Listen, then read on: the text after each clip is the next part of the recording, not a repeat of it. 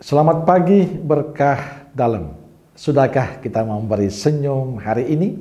Senin 26 Desember 2002. Gereja merayakan pesta Santo Stefanus, martir pertama.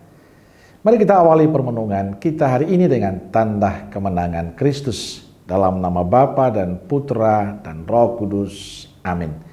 Permenungan kita diambil dari Injil Matius bab 10 ayat 17 sampai 22. Tetapi waspadalah terhadap semua orang, karena ada yang akan menyerahkan kamu kepada majelis agama, dan mereka akan menyesah kamu di rumah ibadatnya.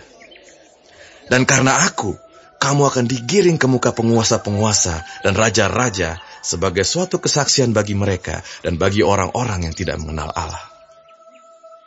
Apabila mereka menyerahkan kamu, janganlah kamu khawatir akan bagaimana dan akan apa yang harus kamu katakan, karena semuanya itu akan dikaruniakan kepadamu pada saat itu juga.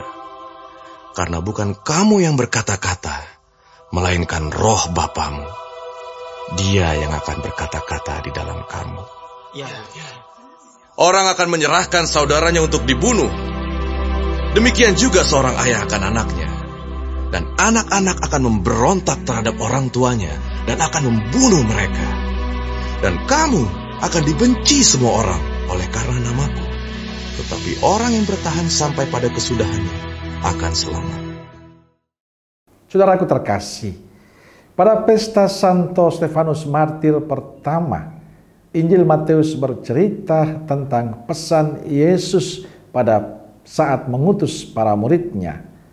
Waspadalah terhadap semua orang, sebab ada yang akan menyerahkan kamu kepada majelis agama, dan mereka akan mengesah kamu di rumah ibadat. Karena kamu akan digiring ke muka para penguasa dan raja-raja sebagai suatu kesaksian bagi mereka dan bagi orang-orang yang tidak mengenal Allah. Sejak awal perutusan, Yesus sudah memberikan wejangan bagi para muridnya tentang konsekuensi menjadi muridnya, bahwa mereka akan menemukan banyak cobaan dan tantangan. Saudaraku terkasih, pesan Yesus ini dipilih oleh Santo Stefanus yang kita rayakan pestanya hari ini. Ia memilih jalan hidup yang sulit, tapi menyelamatkan dia. Stefanus adalah seorang diakon.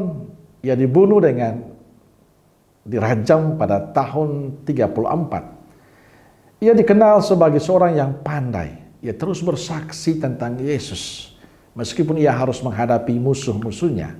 Bahkan saat terakhir hidupnya di dalam penderitaan, ia masih sanggup mengeluarkan kata-kata pengampunan. Tuhan, janganlah dosa ini engkau tanggungkan kepada mereka itu. Saudaraku yang terkasih, ungkapan ini hanya bisa terjadi bila orang memiliki cinta kepada Kristus.